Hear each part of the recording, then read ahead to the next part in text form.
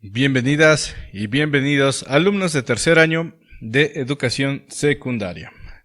En este video abordaremos el tema del crecimiento económico durante el Porfiriato, el cual se centra en establecer las causas y consecuencias del crecimiento económico ocurrido durante el periodo del Porfiriato. Es decir, nos vamos a centrar en la parte de la economía. En el video anterior nos concentramos en la parte política, que vamos a rescatar los conceptos importantes. Durante el Porfiriato, el sistema político que se implantó fue el de una dictadura y se vio representado en la centralización del poder. ¿Ok? Vamos a ver ahora cuál fue entonces la cuestión o las características del crecimiento económico durante el Porfiriato. Pues bien, recordemos que el aprendizaje esperado será el de analizar las múltiples causas, o sea, la multicausalidad, del desarrollo económico de México y sus consecuencias sociales de finales del siglo XIX y principios del XX. ¿Ok? Pues bien, durante el Porfiriato, México alcanzó un crecimiento económico que no había tenido desde su independencia. Pues, como has visto en sesiones anteriores, existieron problemas económicos, políticos y sociales que acrecentaron y mantuvieron la crisis hasta la llegada de la República restaurada. ¿Sí? ¿Qué quiere decir? Que México, el siglo XIX mexicano, la mitad o prácticamente gran parte del siglo XIX mexicano, que es cuando surge México como país, siempre se mantuvo en una situación económica de desventaja. Recuerden que México surge como país y surge México como país, y al surgir México como país, pues surge en una situación de bancarrota, ¿ok? Y recuerden que para poder superar esta bancarrota, pues tuvieron que solicitar préstamos al extranjero, lo cual derivó posteriormente pues en intervenciones extranjeras, ¿ok? Entonces aquí el asunto era crear un país, un sistema económico estable, un sistema económico que digamos llevara a México al concierto de las naciones, por así decirlo, y eso fue lo que realiza Porfirio Díaz. Recordemos en el video anterior que su ideología estaba concentrada en la frase orden y progreso. Y la única manera en que México podía llegar al progreso era a través de incentivar la llegada de capital extranjero, ¿ok? Bueno, pues eso es lo que vamos a ver en este video. Durante la República restaurada, es decir, con los gobiernos de Benito Juárez y los gobiernos de Sebastián Lerdo de Tejada, ya se había establecido la llegada del capital extranjero a nuestro país. Es decir, no es algo que a Díaz se le haya ocurrido de la noche a la mañana, sino que fue retomando algunos aspectos que ya venían desde el periodo de la República restaurada, ¿sí? El principal proyecto económico de estos gobiernos liberales fue el de comenzar a introducir el capitalismo en México, es decir, la acumulación de capital para poder generar empleos, poder enriquecer a la burguesía, tanto nacional como extranjera, y con ello industrializar al país. Eso es lo que se buscaba, o era lo que querían en un principio Juárez y Sebastián Lerdo de Tejada, y que esta idea la va a retomar Porfirio Díaz, también retomando esta filosofía del positivismo que vimos en el video anterior, el cual se basa en la ciencia como el motor para el progreso de una nación. ¿Ok? Bien. ¿Cuáles fueron las causas del crecimiento económico durante el Porfiriato? Las causas que provocaron la industrialización en México durante el Porfiriato fue la llegada de capitales extranjeros, principalmente de Estados Unidos, Inglaterra y Francia. Eran las potencias imperialistas de finales del siglo XIX. ¿Okay? Sobre todo Estados Unidos, que era la potencia imperialista del continente americano. Entonces, cuando hablamos de capital, nos referimos a lo necesario para crear una empresa, ¿sí? Es decir, maquinaria, tecnología, recursos y dinero. los cuales se invierten y de ellos se obtiene una ganancia, ¿sí? Si no se obtiene ganancia, entonces los que estamos hablando ahí es un gasto, ¿sí? Entonces, cuando hablamos de capital es cuando si se invierte un dinero, se invierte un capital y de este se obtiene ganancia y a su vez se vuelve a reinvertir y se siguen incrementando las ganancias, ¿ok? Esto da pie a que se dé un crecimiento económico. Cuando un país entonces empieza a producir y empieza a crecer su economía, es porque hay un grupo de personas que socialmente se les denomina como burguesía, los dueños de los capitales, ¿sí? Los dueños de los medios de producción, es decir, los dueños de las maquinarias, de la tecnología, de los recursos, del dinero, ¿sí? Ellos son los que van a acrecentar su fortuna o su capital, ¿ok? Y eso fue lo que ocurrió en México. En México entonces llegaron los capitales extranjeros, llegaron inversionistas de otros países, de Estados Unidos, ingleses y franceses, se establecieron en México. México les dio la facilidad, el gobierno mexicano le dio la facilidad a los extranjeros para establecerse en nuestro país, pues porque recuerden que se consideraba a los europeos como el máximo ideal de civilización. Entonces, con esa idea como que de mejorar la raza llegan los extranjeros y empiezan ellos a invertir en nuestro país. Y al invertir, pues empiezan los estadounidenses, ingleses y franceses, pues a construir vías del tren, empiezan a construir fábricas en nuestro país, sobre todo textiles, comienzan a explotar también las minas, comienzan a extraer petróleo, ¿sí? Entonces con eso se empieza a industrializar el país con la llegada del capital extranjero. Hacía falta inyectarle entonces, México siempre ha tenido recursos. Lo que no ha tenido México es tecnología y el capital suficiente para generar un proyecto económico a largo plazo.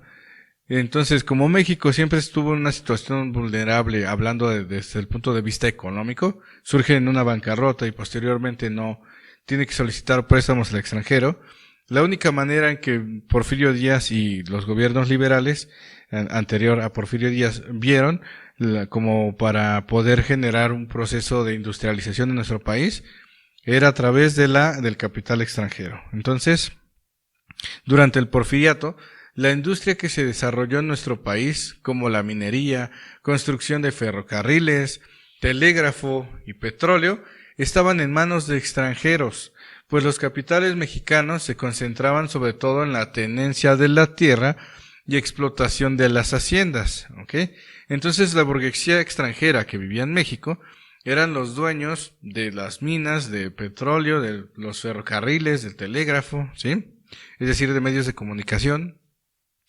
Y la burguesía mexicana, que era la que se había aprovechado de la desamortización de los bienes de la iglesia, se enfocaron más a lo que es la producción del campo, es decir, a crear haciendas y con ello, pues seguir con este sistema agrícola, del modelo de la hacienda. Por eso los burgueses mexicanos o burgueses nacionales eran más hacendados que industriales o empresarios, ¿ok? Entonces, con la llegada del capital extranjero, en nuestro país empezó a industrializar. México se empieza a industrializar y se empiezan a generar ganancias que de cierta medida van a acabar en bolsillos de algunos cuantos mexicanos, pero sobre todo pues del gobierno, ¿no? Y a muchos de ellos pues por supuesto en bolsillos pues de los extranjeros, ¿ok? Pero ¿por qué se habla entonces de crecimiento económico? ¿Realmente hubo un crecimiento económico en esta época? A ver, vamos a ver esta cuestión. Ya dijimos entonces que las causas de este crecimiento económico fue la llegada del capital extranjero que permitió la construcción de la industria, ¿no? Tanto en ferrocarriles, telégrafos, petróleo, etcétera, ¿ok? Bien. De esta manera Porfirio Díaz y su secretario de Hacienda, José Aisli Mantur, sí, que es digamos el responsable de este crecimiento económico durante el Porfiriato y del cual se alcanzó a lograr un superávit, es decir, había más ingreso que gasto, eso significa que había más ganancia para nuestro país. hablando en términos de estadística y hablando en términos de estudios de economía, ¿ok? ¿Por qué? Porque si lo hablamos desde el punto de vista social, pues por supuesto que había crecimiento económico para la burguesía, pero para la clase trabajadora existían condiciones de explotación infrahumana, ¿sí? No tenían derechos laborales, no tenían, trabajaban 12 horas, más de 12 horas al día, no tenían días de descanso, no tenían prestaciones, ¿sí? Entonces era una situación muy difícil para los trabajadores de esa época, ¿ok? Y entonces, mediante esa explotación, fue que precisamente hubo este crecimiento económico en nuestro país, ¿sí? Entonces, tanto Porfirio Díaz y José Ives Limantour lograron convertir a México en un país atractivo para los inversionistas extranjeros, quienes traían la tecnología y la industria a cambio de la explotación de la clase trabajadora mexicana, que ganaba pésimos salarios, ¿ok? Entonces, por eso muchos extranjeros llegaban a México, porque era preferible, no tanto era preferible explotar a un mexicano, o sea, no es esa la idea, o sea, sí es un poco esa idea, pero no tanto, sino que le resultaba más caro, de cierta manera, pagarles a obreros de sus propios países, que ya tenían conciencia de algunos derechos, laborales, a llegar a un país donde te dan todas las facilidades para crear tu propia empresa, y al final de cuentas también tú puedas, de cierta manera, explotar a lo que es a esa clase trabajadora, ¿ok?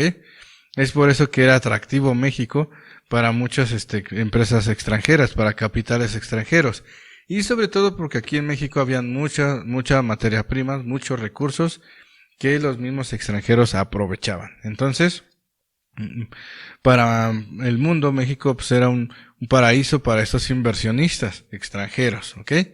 Entonces, pues al llegar estas industrias a nuestro país, al poder tener el permiso de esta explotación hacia los trabajadores mexicanos, ¿sí? Entonces, esto buscó o generó en nuestro país, pues, que se diera un crecimiento económico, pues, pero para las clases privilegiadas, ¿no? Mientras que para las clases no privilegiadas, la clase trabajadora, pues las condiciones de explotación continuaron y hasta se puede decir que se acentuaron, ¿ok? Entonces aquí tenemos a José Ives Limantour, secretario de Hacienda durante el Porfiriato, y al quien se le considera como el autor o el responsable del crecimiento económico durante el Porfiriato, ¿ok? Cuando, insisto, se dio este superávit, es decir, más ingreso, más ganancia, más ingreso que gasto en nuestro país, ¿ok? Sin embargo, esto solamente se dice desde el punto de vista de estudios económicos y estadísticos. En cuanto a estudios sociales, pues el crecimiento económico se pagó muy caro debido a la explotación de la clase trabajadora, ¿ok? ¿Cuáles fueron las consecuencias del crecimiento económico durante el Porfiriato? Las consecuencias del crecimiento económico durante el Porfiriato fueron que el peso mexicano se mantuviera en el mismo valor que el dólar americano. Entonces, para esa época, un peso era igual a un dólar. ¿Sí? Tenían, digamos, el mismo valor monetario en aquella época. ¿Ok? Incluso todavía México estaba saliendo de su fase en que la plata mexicana tuvo un gran valor a nivel mundial. Recuerden que durante la Nueva España, la plata tuvo un valor impresionante en todo el mundo, ¿sí? Incluso se le llegó a llamar al peso como el Spanish Dollar, ¿sí? Entonces, México ya estaba saliendo un poco de esa importancia, y es por eso que para el Porfiriato, un peso pues tenía prácticamente el mismo valor que el dólar, ¿ok? Las consecuencias, otra consecuencia sería que México se va a industrializar, sobre todo en el área textil, aunque con esto no se va a generar del todo este cambio total o directo hacia la industria. México, de todas maneras, para el siglo XIX, para finales del siglo XIX, durante el Porfiriato, va a seguir siendo un país eminentemente rural, ¿ok? Solamente en algunas ciudades y en algunos poblados donde se podía de cierta manera colocar industrias o fábricas, fueron en las ciudades más importantes de nuestro país donde se dio ese proceso de industrialización. Sobre todo, ya dijimos, en el área textil, que es, digamos, donde México, vio la oportunidad de mejorar, en ese aspecto, ¿no? En cuanto a industria. También surgieron en las ciudades, la clase media. Uh-huh. Aquellas personas, pues, que tenían un ingreso, que les permitía vivir cómodamente, ¿no? No eran pobres, no eran ricos. Empieza a surgir la clase, media, sí, que tenía un salario que le permitía, pues, vivir cómodamente. Y por ejemplo, y ejercían oficios que eran importantes, pues, para para la nación. Eran maestros, eran profesionistas, eran abogados, etcétera, ¿ok? Entonces, empieza a surgir en las ciudades la clase media, que se benefició, pues, de este crecimiento económico. Fue de las pocas, estratos sociales que se benefició, pues, del crecimiento económico que se estaba dando en lo que es en México, ¿no? También se van a dar mejoras en la infraestructura de las ciudades, que quiere decir que, por ejemplo, con la llegada de este capital extranjero y con la llegada de la tecnología que traían esos extranjeros de sus respectivos países, pues en México, por ejemplo, llegó a establecerse la luz eléctrica, se construyeron los tranvías eléctricos, se construyeron medios de comunicación como el telégrafo, que se hacía a través de un cable.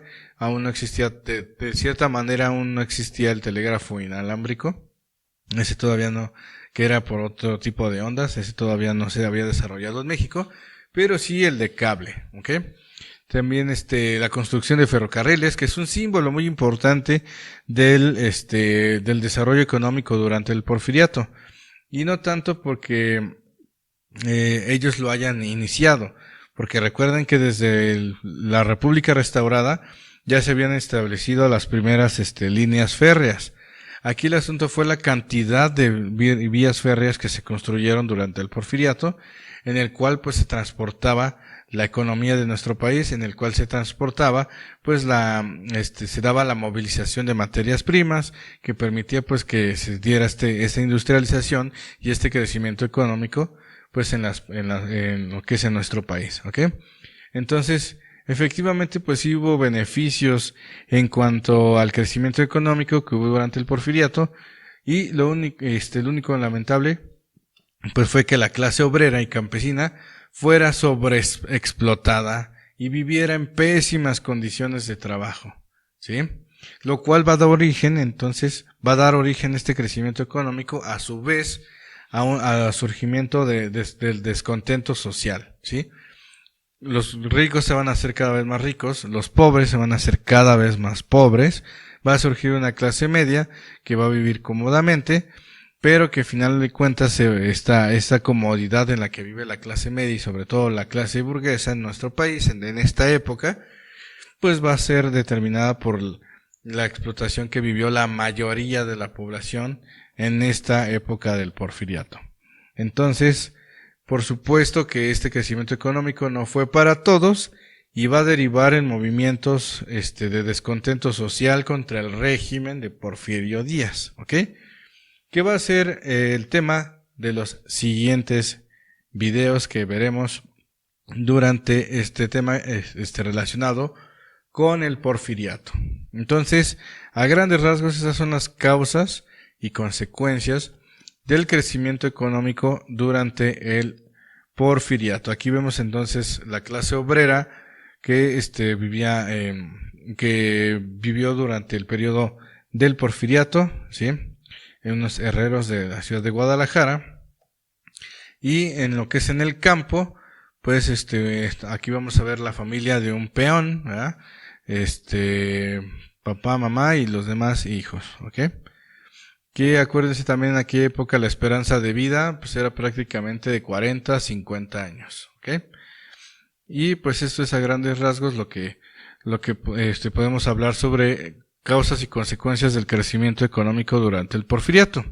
Entonces, como pudiste reflexionar, durante el Porfiriato se dio un importante crecimiento económico que no benefició a todos, pues los inversionistas extranjeros se quedaron las ganancias, así como un pequeño grupo de burgueses mexicanos, que particularmente eran hacendados.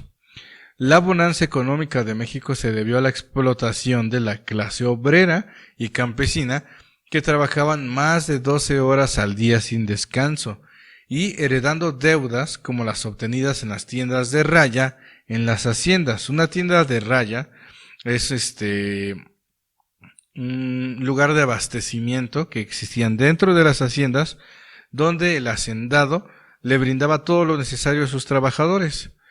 Entonces, cuando un trabajador necesitaba algún material, iba a la tienda de raya y lo obtenía, pero como no tenía muchas veces dinero, se endeudaba. Entonces pedían y pedían materiales, y cuando llegaba el momento pues quedaban endeudados tanto que incluso el mismo salario no les daban el salario, sino que pues se tomaba a cuenta de la deuda, y cuando esa persona moría pues sus hijos heredaban esa deuda, ¿sí? Entonces así era como funcionaban las tiendas de raya durante el Porfiriato.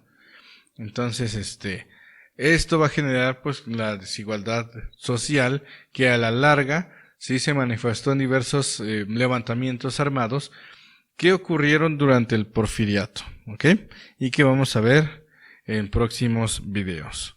Entonces hay que entender esa relación que hay entre el crecimiento económico con lo que es el descontento social. No fue para todos el crecimiento económico, y hay que quitarnos un poco esa idea. No de decir que Porfirio Díaz fue el mejor presidente de la historia de México, sino simple y sencillamente analizar desde la objetividad que efectivamente hubo algunos aciertos y algunos otros errores, pero finalmente señalar como a Porfirio Díaz como el mejor o el peor presidente, esa ya es una cuestión de que le corresponde a cada persona reflexionar, pero que para llegar a esa pues digamos opinión de bueno o malo, que eso es algo que sale fuera de la historia, pues es necesario acercarnos a las fuentes, ¿ok? Acercarnos a las fuentes y acercarnos a los procesos. Finalmente sí hay dos hechos que son irrefutables. ¿Hubo crecimiento económico? Sí. ¿Hubo explotación de la clase trabajadora o una sobreexplotación de la clase trabajadora? También. Entonces ustedes, a partir de estas dos dicotomías, pues decidirán cuál es, digamos, la balanza a la cual ustedes se inclinarán en cuanto a el proceso del Porfiriato, ¿ok?